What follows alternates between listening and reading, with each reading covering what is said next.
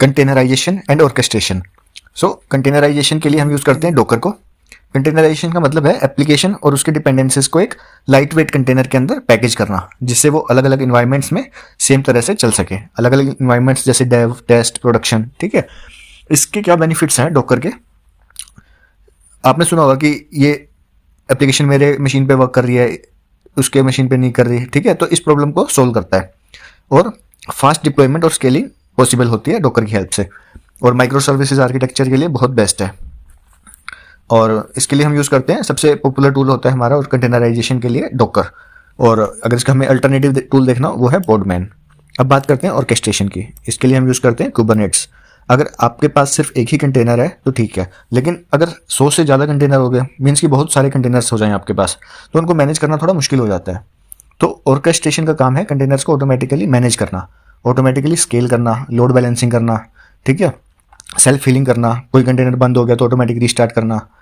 ठीक है, तो इसके बेनिफिट्स क्या होते हैं? हाई अवेलेबिलिटी होती है और फॉल्ट टॉलरेंस होती है, ऑटोमेटिक स्केलिंग होती है और लोड बैलेंसिंग होती है। तो ऑर्केस्ट्रेशन के लिए हम यूज़ करते हैं कुबरनेट्स। बेसिकली जो इंडस्ट्री में आजकल प्रेफर है वो कुबरनेट्स है। अगर हम इसका अल्टरनेटिव देखें तो अल्टरनेटिव है डोकर स्वार्म। तो अब हम देखते हैं जो डोकर है किस लिए यूज़ होता है? एप्लीकेशंस को कंटेनर में डालने के लिए। ठीक है, और कुबरनेट्स मल्टीपल कंटेनर्स को मैनेज करने के लिए। ओके, सो कंटेनर का बेसिकली क्या मतलब हुआ कि जो भी हमारी एप्लीकेशन है और उसकी डिपेंडेंसीज हैं वो एक साथ हम पैकेज कर सकें।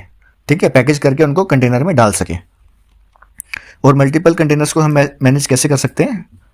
जैसे आपके पास कंटेनर एक फ्रंट एंड है आपके पास, ठीक है, वो हो गया हमारा कंटेनर 1 में, नोड.जेएस बैकएंड हमने डाल दिया कंटेनर 2 में, मोंगोडीबी डेटाबेस डाल दिया कंटेनर 3 में, रेडिस डाल दिया कंटेनर 4 में। ठीक है, तो ये सब एक ही एप्लीकेशन बनाते हैं, लेकिन हर एक के पास अपना कंटेनर होता है।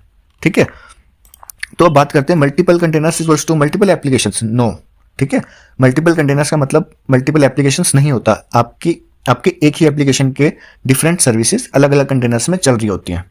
ठीक है, एक ही एप्लीकेशन के अंदर माइक्रो सर्विसेज आर्किटेक्चर होता है जिसमें हर सर्विस का अपना कंटेनर होता है।